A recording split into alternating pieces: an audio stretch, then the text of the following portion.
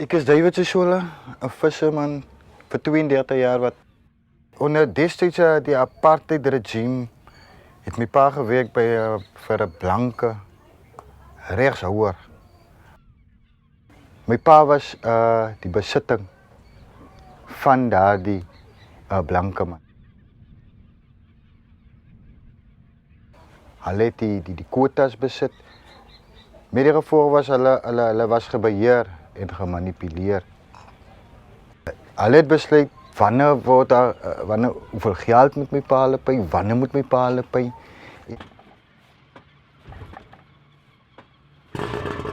Dat so hektiek geraak ek moes die skool verlaat op 'n stadium. So ek moes saam met my pa see toe gaan. Ek het nie 'n ander keuse gehad nie.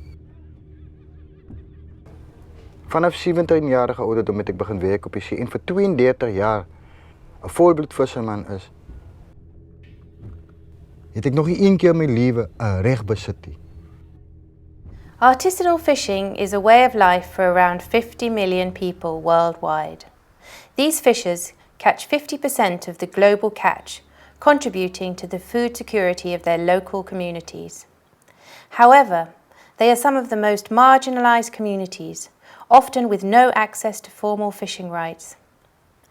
In 1994, as South Africa headed for a democratic future, fisheries was an industry earmarked for transformation. Communities hoped that finally the wrongs of the past would be addressed.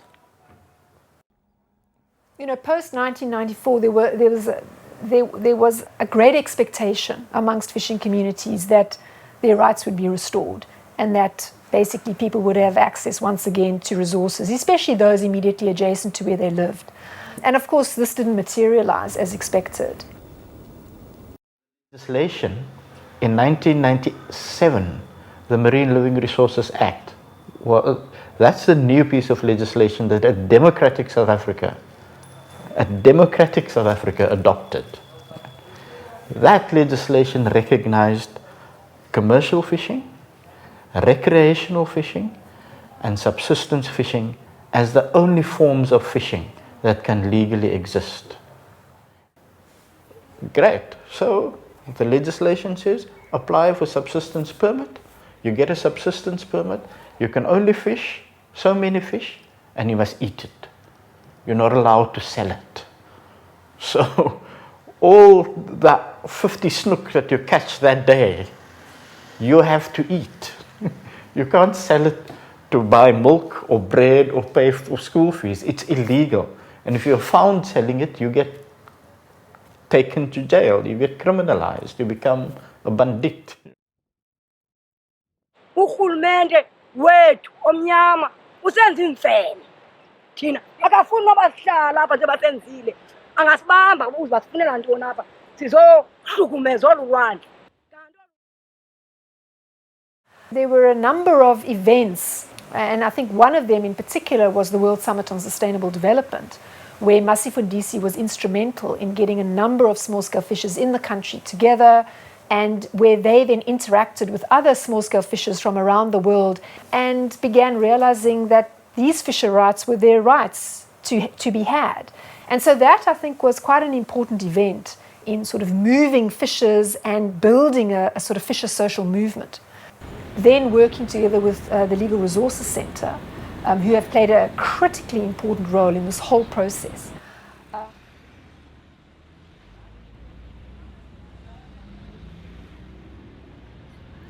So the original court case from 2005, which is known as Kenneth George, that case was based on the fact that the new regime of marine resource regulation in South Africa under the Constitution, that in fact had an exclusionary effect on small-scale fishing communities.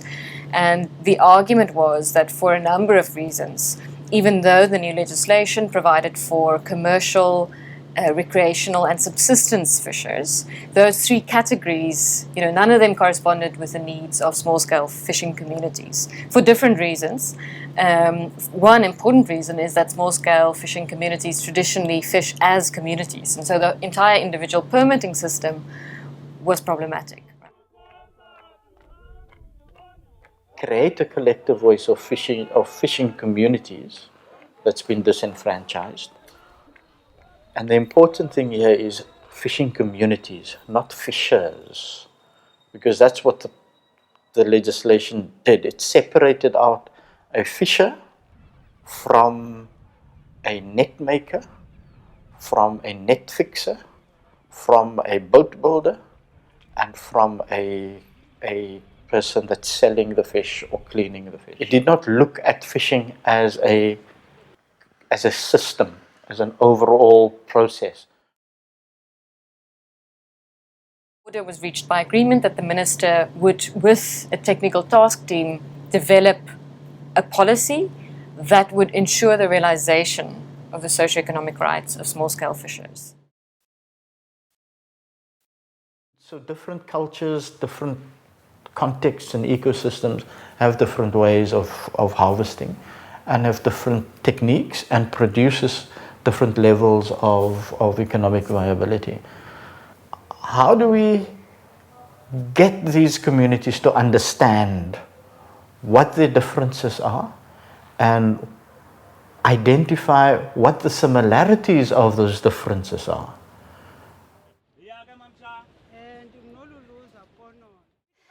South Africa is a diverse country with a multitude of languages and cultures. It is also geographically diverse. This impacts fishing practices. On the arid western seaboard, the cold Benguela current drives nutrient-rich waters along the coast. This upwelling is responsible for the abundance of life here, yet also results in an environment that can be cold and hostile. Here, much of the fishing is boat-based, chasing high-value species such as crayfish.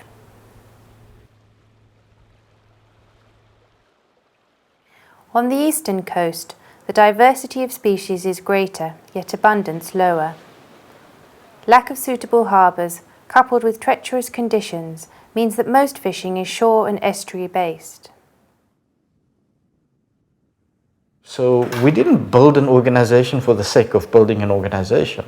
We built the organization by having a series of meetings and team building sessions and workshops to discuss what must go into policy. And we had that countrywide. Different communities, different moments. And it was totally organic. It came from here.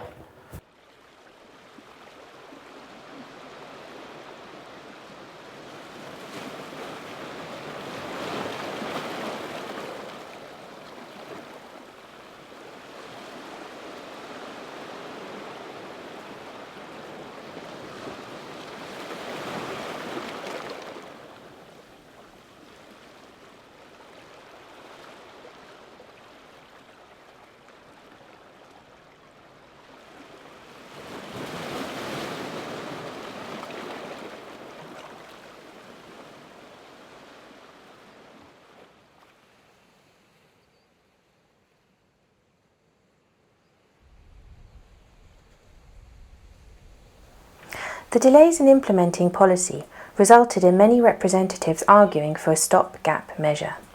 Interim relief, as it came to be known, was implemented in 2007. This granted fishers an exceptional individual quota to land and sell catch.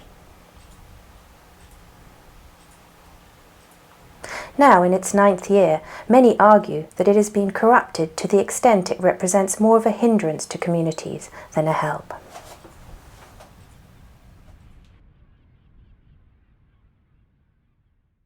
I think for me, I feel very good. This is a policy that was written in conjunction with fishing communities, with the participation of fishing communities, with the inputs of fishers themselves, with the input of fisherwomen, the youth, you know. That's the most brilliant part to understand. And I feel part of it. And for that reason, I'm very much excited for it to become a reality.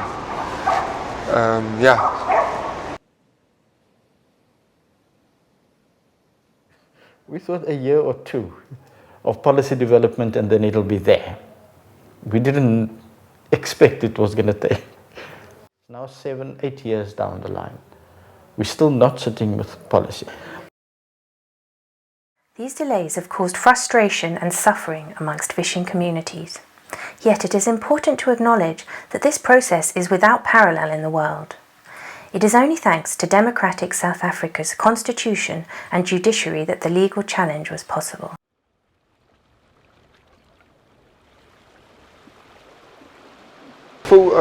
Seriously focus on what we should do as communities to gear ourselves for the policy to be implemented. And one of the key pillars of what the policy will ask us to be ready for as a fishing community is unity. So we should constantly work on that issue of unity.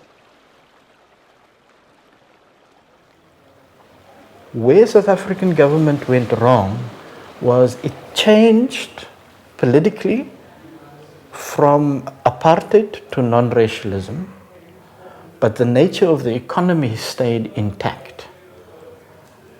In fact, the structure of the economy was consolidated by adopting WTO regulations, by entrenching World Bank policy. That is where this neoliberalism we have is particularly evil. You know, it's one thing having a system where concrete manufactured commodities is privately owned.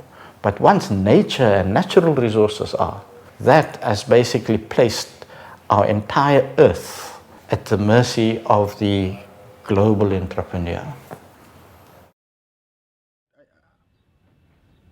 I'm still afraid that the small-scale fishing policy will be controlled by big business. I'm still afraid of that end. The challenges to implement are still great, yet the obstacles surmounted, impressive. When we were busy developing this policy, we were at the same time working with the United Nations Food and Agricultural Organization to say to them, you also have to develop an international set of guidelines that will return and enable the natural resource used by the small-scale fishing sector to the small-scale fishing sector. Recognize the human rights, and through recognizing the basic human rights to a livelihood, they will develop themselves.